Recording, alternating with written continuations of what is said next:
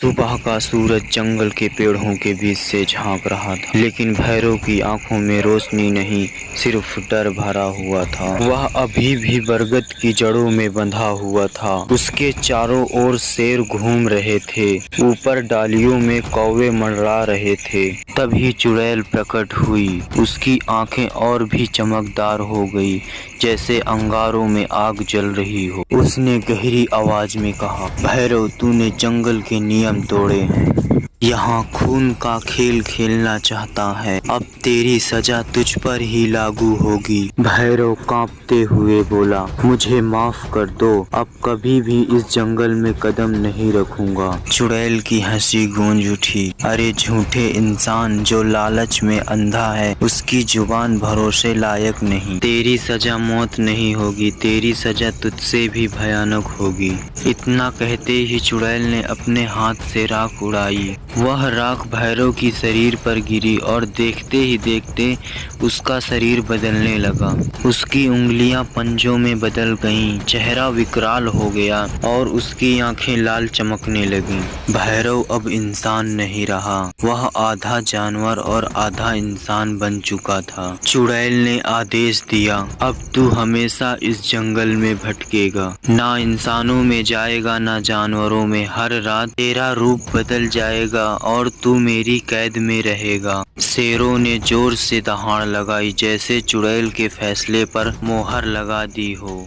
भैरव ने चीख कर आसमान की ओर देखा, लेकिन अब बहुत देर हो चुकी थी। अब असली रहस्य शुरू होगा। भाग 4 में मैं दिखाऊंगा कि आधा इंसान आधा जानवर बने भैरव की वजह से जंगल में कैसी मुसीबत खड़ी होती है। ऐसे ही रोमांचक कहानियों के लिए हमें लाइक, शेयर और सब्सक्राइब करें। मिलते हैं अगली वीडियो में, तब तक के लिए राधे राधे। भैरव अब इंसान नहीं रहा, चेहरा भयानक हो गया था और दांत नुकीले हो गए थे। शरीर पे लंबे घने बाल उग गए थे। वह चीख रहा था, नहीं, ये रूप मैं नहीं चाहता, मुझे इंसान बना दो। लेकिन चुड़ैल ने ठंडी आवाज से कहा, अब तू मेरे श्राप का कैदी है, तेरे लालच ने तुझे इस हाल में पहुंचाया। शेरों ने उसकी ओर देखा और गर्जनाहट की, लेकिन अजीब बात ये हुई, भैरव उनसे डरने के बजाय गुर्राने लगा, जैसे कि वह खुद भी अब जंगल का शिकारी बन चुका हो। उसकी आंखों में इंसानों वाली बुद्धि और जानवरों वाली भूख दोनों मौजूद। उस रात से जंगल में अजीब घटनाएं शुरू हो गई। कभी पेड़ों पर पंजों के निशान मिलते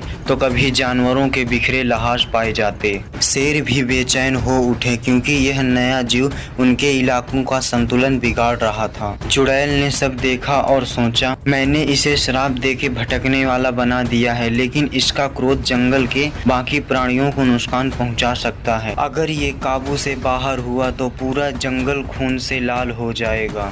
एक रात जब आसमान में पूरा चांद था, भैरव अपने जानवर वाले रूप में शेरों के इलाकों में घुसा। उसकी दहाड़ शेरों की जैसी और चीख इंसानों की जैसी थी। सिंहराज ने दहाड़ कर उसका सामना किया और उसी पल से शुरू हो गया अब तक का सबसे भयानक जंगल का संघर्ष। अब असली टक्करी की शुरुआत हो चुकी है। भाग 5 में मैं दिखाऊंगा कि शेरों और भैरव के बीच कैसी भयानक लड़ाई होती है और चुड़ैल इस लड़ाई में क्या भूमिका निभाती है।